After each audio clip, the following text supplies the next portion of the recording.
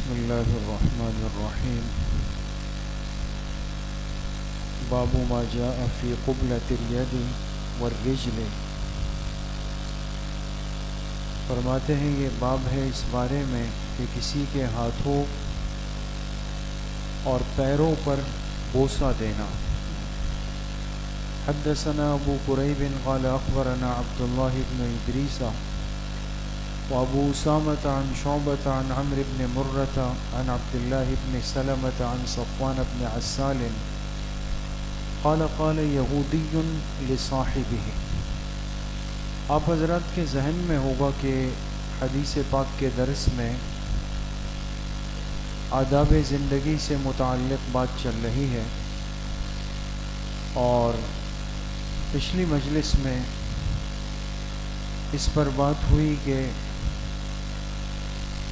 زبان سے سلام کرنے کے ساتھ ساتھ جو ہاتھ سے مصافحہ کرنا ہے، ہاتھ ملانا ہے، آیا یہ ہاتھ ملانا بھی سنت ہے یا یہ سنت نہیں ہے؟ اگر سنت ہے تو آیا ایک ہاتھ سے یا دونوں ہاتھوں سے؟ یہ بات تفصیل سے آپ حضرات کے سامنے آ گئی۔ آج کی جو حدیث مبارکہ آ رہی ہے اس کے راوی حضرت صفوان صاد کے ساتھ رضی اللہ عنہ ہے، اور انہوں نے ایک واقعے کو نقل فرمایا ہے، اور حدیث کا جو اصل موضوع اور عنوان ہے وہ یہ ہے کہ کیا ایک مسلمان دوسرے مسلمان کے ہاتھ پہ بوسہ دے سکتا ہے، اس کو چوم سکتا ہے؟ اسی طریقے سے آیا کسی کے پیروں پر بوسہ دینا یہ جائز ہے یا اس کا کیا حکم ہے؟ پہلے آپ حضرات حدیث مبارکہ کا ترجمہ سن لیں، اس کے بعد اس پہ مختصراً بات کرتے ہیں۔ حضرت صفوان فرماتے ہیں قال قال یہودی لصاحبہ، دو یہودی بیٹھے ہوئے تھے، ایک یہودی نے دوسرے ساتھی سے کہا جو دوسرا یہودی تھا، اذهب بنا الی ھذا النبی، کہا چلو مجھے لے جاؤ اس پیغمبر کے پاس۔ پیغمبر سے مراد کون ہے؟ جناب نبی کریم صلی اللہ علیہ وسلم۔ چونکہ مدینہ منورہ میں یہود کی آبادی تھی، اور وہ یہ بھی جانتے تھے کہ آپ علیہ الصلاۃ والسلام پیغمبر برحق ہیں، چونکہ ان کی کتاب میں تورات میں جو نشانیاں تھیں وہ اتنی واضح اور نمایاں تھی کہ قرآن کریم نے خود فرمایا کہ یہ آپ علیہ السلام کو ایسا پہچان چکے تھے جیسے اپنی اولاد کو کہ یہ پیغمبر برحق ہے، لیکن پھر بھی ایمان نہیں لائے۔ ضد، حسد، بغض، تکبر، عجب، بڑائی، اپنے علاوہ کسی دوسرے کو نہ ماننا، چونکہ یہ ایک بڑی مصیبت ہے، اور یہود کے اندر جو تکبر ہے یہ مثالی ہے، تو آپ پر ایمان نہیں لائے۔ اب دو یہودی ایک ساتھ بیٹھے ہوئے تھے، ایک نے دوسرے سے کہا یار مجھے لے جاؤ اس پیغمبر کے پاس۔ اب آپ علیہ السلام کو پیغمبر کہا، نبی کہا، اس کا مطلب یہ ہوا کہ جان تو چکے تھے کہ آپ پیغمبر برحق ہیں۔ اب جب یہ سنا تو فقال صاحبہ، اس کے دوسرے ساتھی نے اس سے کہا لا تقل نبی، بھائی تم تو نبی نہیں کہو، تم تو مت کہو نا ان کو نبی۔ انہ لو سمعک کان لہ اربعۃ اعین، اگر انہوں نے تمہاری آواز سن لی نا تو ان کی 4 آنکھیں ہو جائے گی۔ سمجھے نا کیا کہنا چاہتے؟ یہ ایک تعبیر ہوتی ہے کس چیز سے؟ بہت زیادہ خوشی اور سرور سے، جیسے ہمارے ہاں اردو میں کہتے ہیں کہ خوشی سے سیر و خون بڑھ گیا، تو عربی میں کہتے تھے اس کی آنکھیں 2 سے کتنی ہو گئی؟ 4 ہو گئی۔ جو بندہ بہت خوش ہو جائے تو کہتے تھے اس کی تو 4 آنکھیں ہو جائے گی، ایک تعبیری جملہ تھا۔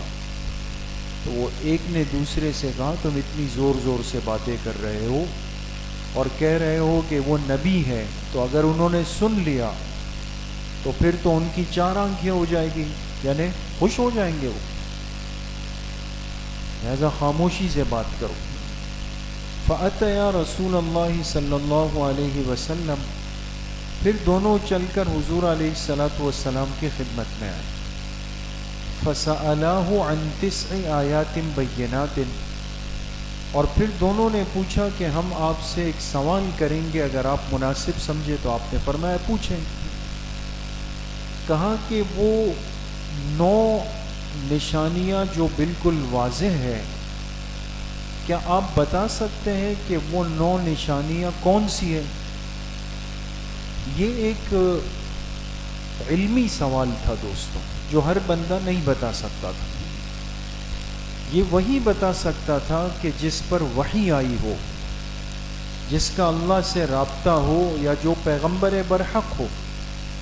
تو امتحان لینے کے لیے ایسا سوال پوچھا کہ جس سے ہمیں پتہ چل جائے کہ اگر انہوں نے بتا دیے وہ 9 چیزیں، تو اس کا مطلب تو یہ ہے کہ آپ سچے پیغمبر ہیں، اور اگر آپ نے نہیں بتائے تو ہم خوش ہو جائیں گے، چھلانگے ماریں گے کہ بھئی آپ تو نہیں ہے سچے پیغمبر۔ آپ سے پوچھا کہ وہ 9 نشانیاں کیا ہے؟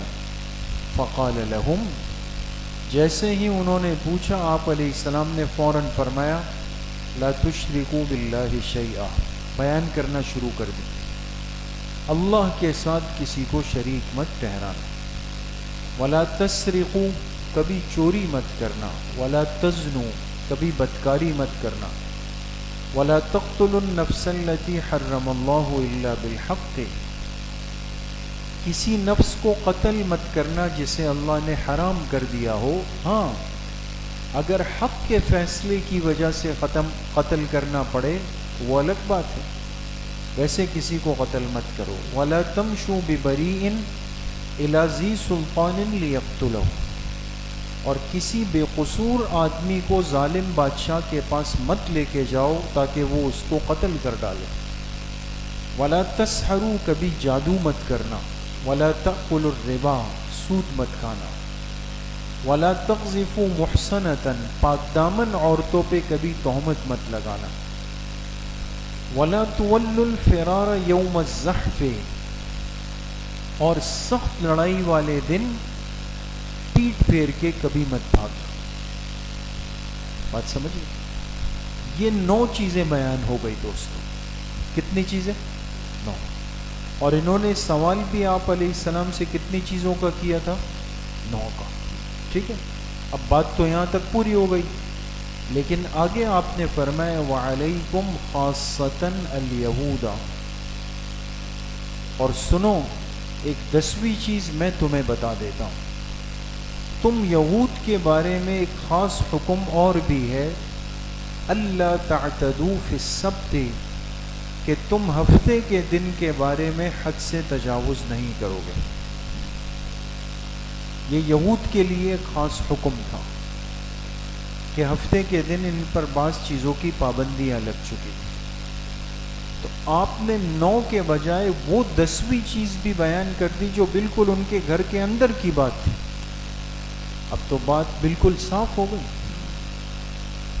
جیسے ہی سنا قالا، صحابی فرماتے فقبلوا یدیہ ورجلیہ، دونوں یہودی کھڑے ہوئے اور آپ علیہ الصلاۃ والسلام کے ہاتھوں اور پیروں کو بوسا دیا، چوم لیا۔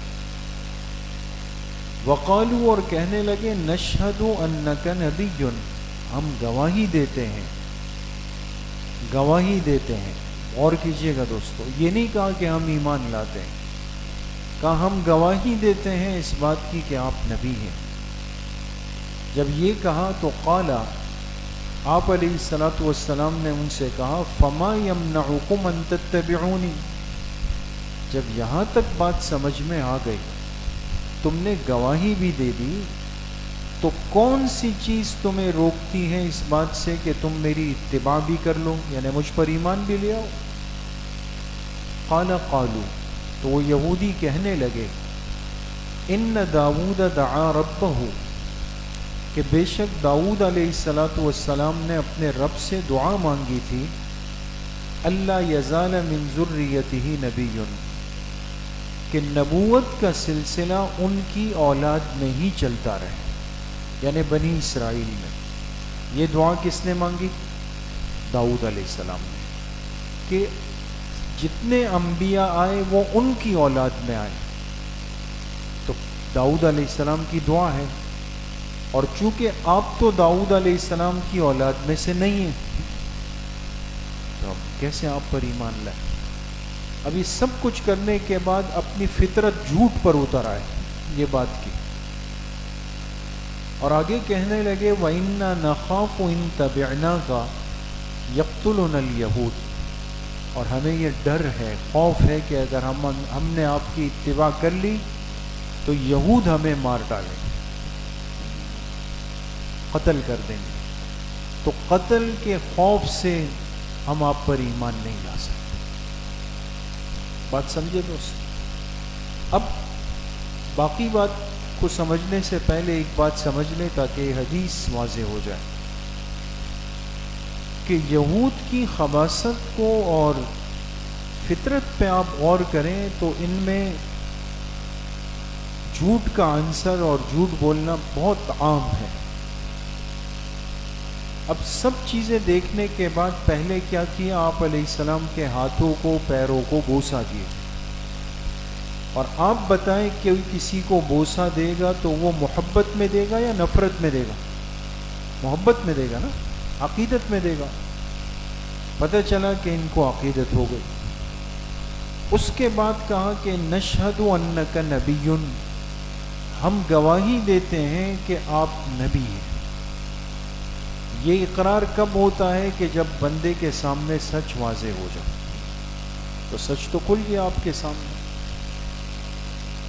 اس کے بعد تیسرا جملہ کہا کہ ایمان اس لیے نہیں لاتے کہ داؤد علیہ السلام نے دعا مانگی کہ نبوت ان کی اولاد میں چلتی رہے۔ تو ارے بابا، جب داؤد علیہ السلام نے دعا مانگی تو پھر تو اولاد داؤد ہی نبی بنے گی، تو تم لوگوں نے کیسے اس پیغمبر کو کہا کہ آپ نبی؟ یا تو وہ جملہ سچ ہے یا پھر یہ بات سچ ہے۔ بات سمجھ گئے؟ آخری بات یہ ہے کہ ساری بات داؤد علیہ السلام کی دعا پر ڈال دی کہ ہم اس کی وجہ سے مجبور ہیں۔ پھر کہنے لگے اگر ہم آپ کی اتباع کر لیں گے تو یہود ہمیں مار ڈالیں۔ یہ الٹی سیدھی ادھر ادھر کی بات ہے۔ اب اگر اس خوف سے انہوں نے ایمان قبول نہیں کیا کہ یہود مار ڈالیں گے، تو اس کا مطلب تو یہ ہوا کہ حق کو جاننے اور پہچاننے کے باوجود بھی اس کو قبول نہیں کیا، تو مجرم بن گئے۔ اور اگر یہود ان کو مار ڈالتے ایمان لانے پر تو یہ کیا بن جاتے؟ شہید ہو جاتے۔ کچھ بات سمجھ میں آ رہی ہے دوست؟ تو پہلی بات تو حدیث مبارکہ سے یہ سمجھ لیں کہ یہ وہ طبقہ ہے اس کائنات کے اندر کہ جن میں ساری روحانی بیماریاں اور امراض کوٹ کوٹ کے بھرے ہوئے۔ اسی لیے علماء نے باقاعدہ حدیث سے جمع کی ہے، اور آپ کو کتاب ملے گی یہود کے 70 امراض، یہود کے 70 امراض، وہ کون کون سے جرم اور گناہ ہیں کہ جن کے اندر یہ مبتلا ہے۔ اور آج جو دنیا کے احوال ہے، حالات ہیں، اور خاص طور پہ امت مسلمہ کے لیے، اس ساری صورتحال کے پیچھے جو شرارت ہے اور جو فتنہ پروری ہے، وہ کس نے پیدا کی؟ وہ یہود نے پیدا کی۔ دنیا کو آگ لگانے میں سب سے بڑا مرکزی کردار انہی کا ہے آج۔ اور ایک چھوٹے سے ملک کی ملکیت اسرائیل، جو چھوٹا سا ملک ہے جس میں چند لاکھ کی آبادی ہے، اور اس نے جو ظلم امت مسلمہ پر کیے، اور کوئی چھپا کے نہیں کیے، دھڑلے کے ساتھ کیے، دکھا کر کیے، مجال ہے کہ کوئی دم مار سکا۔ یعنی ان کی تیاری اور ورکنگ اور پلاننگ دیکھیں، اور امت مسلمہ کو خواب غفلت میں مبتلا ہونا دیکھیں۔ چاروں طرف اسلامی ممالک، ایسا نہیں کہ کوئی کافر ملک چاروں طرف ہے، اسلامی ممالک کے ہوتے ہوئے، سب چیزوں کے ہوتے ہوئے انہوں نے سب کیا۔ آج بھی امت مسلمہ کے سامنے قبل اول کی بے اکرامی بے احترامی کرتے ہیں، مسلمانوں کو وہاں جانے کی اجازت نہیں دیتے، نمازوں کو روک دیتے ہیں، اور ان کا دعویٰ ہے کہ ہم ہیکل سلیمانی تعمیر کریں گے، سب چیزیں چل رہی ہیں وہاں پر۔ تو یہ تو بہرحال اس حدیث مبارکہ کا ایک رخ ہے۔ اصل موضوع جو ہمارا آج کا ہے وہ ذہن میں ہے نا، کہ ہاتھوں کو پیروں کو بوسہ دیں۔ تو اتنی بات صحابی کو نقل کرنی تھی کہ بھئی یہ عمل ہوا، اور دو یہودی آئے، آپ علیہ السلام کے ہاتھوں کو بھی بوسہ دیا اور آپ کے پیروں کو بھی بوسہ دیا۔ اگر یہ چیز غلط ہوتی، ناجائز ہوتی، حرام ہوتی، منع ہوتی تو آپ ہاتھ کھینچ لیتے، ان کو بوسہ لینے کا موقع ہی نہیں دیتے۔ بات سمجھ گئے؟ حدیث سے تو انہوں نے یہ ثابت کر دیا۔ اب آئے اصل مسئلے کی طرف کہ اس کا حکم کیا ہے۔ آیا دو مسلمان آپس میں ملے تو کوئی کسی کے ہاتھ کو اگر چومنا چاہے، بوسہ دینا چاہے تو دے سکتا ہے؟ پھر اس سے بڑھ کر یہ ہے کہ پیروں کو اگر بوسہ دینا چاہے تو دے سکتا ہے یا نہیں دے سکتا؟ اس میں اتنی بات یاد رکھیں کہ اس عمل کا جو اصل مقصود ہے وہ کسی کی عزت اور تکریم ہے، سامنے والے کو عزت دینا، اس کا اکرام کرنا، اور اس سے اپنی محبت و عقیدت کا اظہار کرنا ہے۔ یہی وجہ ہے کہ محدثین نے لکھا کہ جو نیکی کے اعتبار سے، اعمال کے اعتبار سے، علم کے اعتبار سے، مرتبے کے اعتبار سے یا عمر کے اعتبار سے بڑا ہو، بزرگ ہو، تو اس کے ہاتھ اور اس کی پیشانی کو بوسہ دینا وہ بلا کراہیت جائز ہے۔ جیسے والدین ہیں، اساتذہ ہیں، شیخ ہیں، نیک لوگ اللہ والے ہیں، تو انسان اگر ان کی بزرگی اور احترام کی وجہ سے ان کی پیشانی پہ بوسہ دے تو جائز ہے، ہاتھوں کو بوسہ دے تو جائز ہے۔ لیکن ہاتھوں کو بوسہ دینے میں ترتیب یہ لکھی کہ انسان یہ حیت اختیار نہ کرے کہ جیسے یہ رکوع میں آ چکا ہے۔ آج کل بعض دفعہ اتنا غلو ہوتا ہے، خاص طور پہ اہل بدعت کے ہاں، کہ وہ تقریباً ایسے جھکے ہوتے ہیں جیسے نماز میں رکوع میں جھکے۔ یہ تو کلی طور پر سب نے منع لکھا ہے، حرام لکھا ہے۔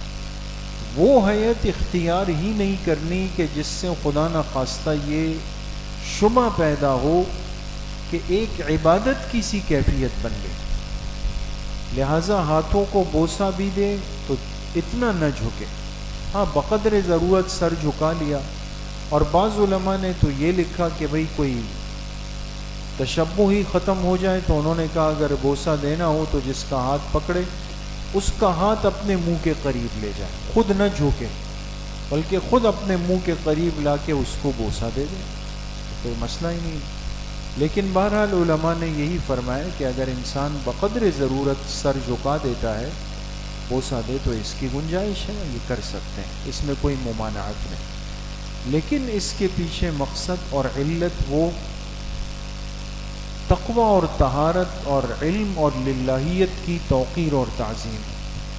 اگر دنیا داری مقصود ہو یا صرف کسی کے دنیاوی منصب کی وجہ سے ایسا کیا جائے کہ اس کے دل میں آئے کہ دیکھو میں اس کا کتنا اچھا اس کے ساتھ بیہیویئر کرتا ہوں اور اس کے ہاتھ کو چوم رہا ہوں، تو کل جو ہے وہ بھی میرے ساتھ کچھ دلاسا کر لیں، دنیا داری کی وجہ سے یہ کلی طور پہ منع ہے۔ دوست سمجھیں؟ رہ گئی بات پیروں کو بوسہ دینے کی، تو اس کو تمام متاخرین علماء نے منع لکھا ہے، اور اس کی وجہ یہ لکھی ہے کہ یہ تشبہ بالمشرکین ہے۔ مشرکین چونکہ وہ بتوں کے سامنے جا کر ان کے پیروں میں سر رکھتے تھے اور بتوں کے پیروں کو چومتے تھے، بات سمجھ میں آ گئی؟ تو اس وجہ سے پیروں کو تو بوسہ بالکل بھی نہیں دینا۔ پھر خاص طور پہ ہم جس صورتحال میں ہیں، اس میں تو لوگ مسئلہ سمجھتے نہیں ہیں، چھوٹی چھوٹی بات سے بڑی بڑی باتوں کو نکال لیتے ہیں اور احتیاط نہیں رہتی ہے اور اللہ کی ذات پہ یقین دن بدن کمزور ہو جاتا ہے، تو احتیاط کرنی چاہیے۔ ادب اور احترام یاد رکھیں، یہ سب سے پہلے دل کا عمل ہے، دل، قلب کا۔ آپ ظاہر میں سب کچھ کریں لیکن دل کے اندر غصہ ہو، بوجھ ہو، عداوت ہو، برائی ہو، تو کیا فائدہ ہے بھائی ایسے لب لگانے کا، ایسا بوسہ دینے کا جس میں آپ کا دل آپ کی موافقت نہیں کرتا۔ تو اصل تو دیکھیں دل کا ادب اور احترام ہے، اور وہ ہونا چاہیے۔ ہمارے ہاں جب حضور علیہ الصلاۃ والسلام پہ درود پاک پڑھتے ہیں، تو یہ چند مہینے قبل ہی ایک عجیب واقعہ ہوا کہ ایک مجلس میں 2 مسلک کے علماء تھے، اور یہ چیزیں بہرحال بڑی خوشگوار ہے، بڑی اچھی ہے۔ تو آپ جانتے ہیں ہمارے یہاں جو یہ حضرات ہیں، یہ درود شریف پڑھتے ہوئے کھڑے ہو کر کے درود پاک پڑھتے ہیں، اور ہمارے یہاں مسلک اہل سنت والجماعت علماء دیوبند کے یہاں درود شریف انسان بیٹھ کے بھی پڑھ لے، قبلہ رخ ہو کے پڑھ لے، کھڑے ہو کے پڑھ لے، لیکن خاص حیت کو ہی اختیار کرنا ضروری سمجھے، یہ منع ہے۔ تو ایک مجلس تھی، اس میں جب درود شریف کا عمل شروع ہوا تو وہ حضرات کھڑے ہو گئے، اور ہمارے مسلک کے ایک عالم دین، جید عالم دین، وہ اب بیٹھے رہ گئے۔ اب کیا کرے بیچارے، کھڑے ہو تو پھنسے، بیٹھے تو پھنسے، ایک عجیب آزمائش ہوتی۔ تو بڑی قیمتی بات کی اس دوسرے مسلک کے عالم نے، انہوں نے آ کے جیسے ہی دیکھا نا کہ حضرت ٹینشن میں، تو کہا حضرت آپ تشریف رکھیں، درود شریف میں اصل مقصود دل کا ادب ہے، چاہے وہ بیٹھنے والے کے پاس ہو یا کھڑے ہونے والے کے پاس۔ کتنی جاندار بات کی دوستو۔ اب دیکھیں نا، یہ جو لڑائیاں بنی ہوئی ہیں، اس کے پیچھے اتنا بڑا پس منظر نہیں ہوتا۔ اصل چیز دل کا ادب اور احترام ہے دوست۔ ایک آدمی اگر غایت محبت میں، غایت ادب اور احترام میں درود شریف پڑھ رہا ہے، اور وہ اپنی جگہ سے کھڑا ہو کے درود شریف پڑھنا شروع کر دے، ٹھیک ہے، آپ کا ادب احترام آپ سے یہ تقاضا کرتا ہے، آپ اس طرح کریں۔ ایک آدمی اگر بیٹھ کے پڑھ رہا ہے درود شریف اور دل کی توجہ آپ علیہ السلام کی طرف، اس طرح پڑھتے۔ کون سا اس کے اندر جو ہے راکٹ سائنس ہے کہ انسان آپس میں الجھ جائے؟ تو دیکھیں، بوسہ دینے میں اصل مقصود ادب اور احترام ہے، یہ دل میں ہونا چاہیے۔ لیکن اگر وہ عمل ایسا ہو جائے کہ جس سے کسی کافر کی، مشرک کی، نافرمان کی مشابہت کی طرف بات جا رہی ہو، اس سے روک دیا گیا، اس کو منع کر دیا گیا کہ بھئی ایسا نہ کیا جائے۔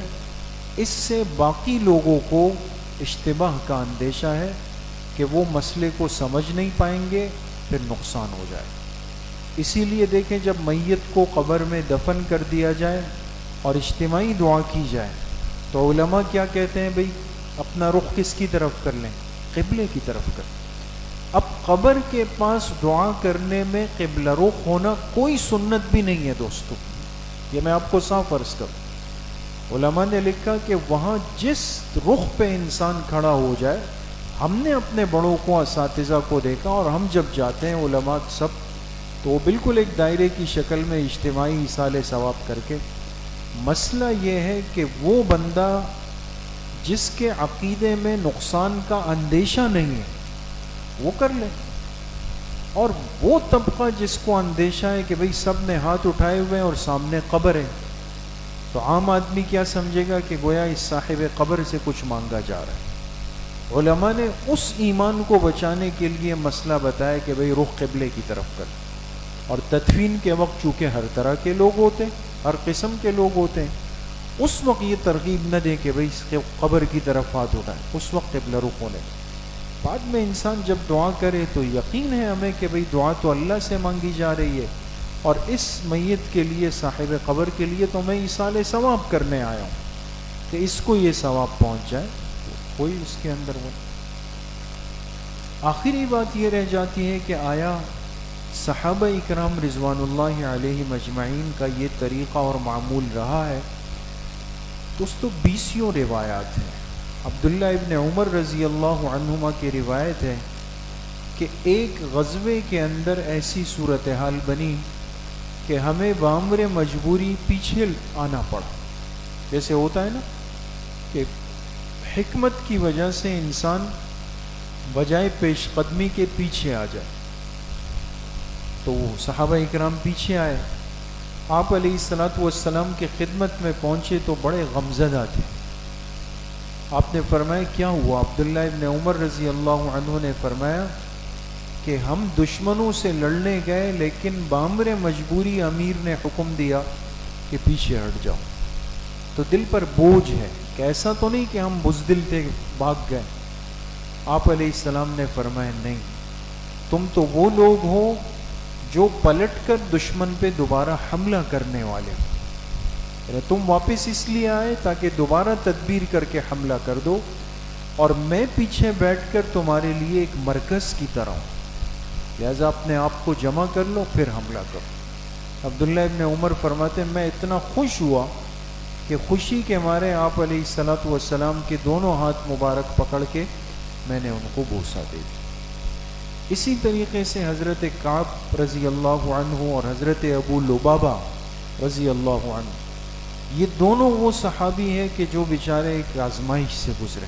آپ جانتے ہیں نا، حضرت کعب ان میں سے تھے کہ جن سے 50 دن کا مقاطعہ بائیکاٹ ہوا تھا کہ کوئی ان سے بات چیت نہیں کرے. یہ غزوہ تبوک سے پیچھے رہ گئے تھے. اور حضرت ابو لبابہ وہ تھے کہ جنہوں نے ایک معاملے کے اندر مشورے میں کچھ کوتاہی کی اور پھر فوراً احساس جب ہوا تو جا کے اپنے آپ کو مسجد نبوی کے ایک ستون پیلر سے باندھ دیا. استوانہ ابو لبابہ، اس سے اپنے آپ کو باندھ دیا اور کہا کہ جب تک حضور علیہ السلام مجھے نہیں کھولیں گے میں آزاد نہیں.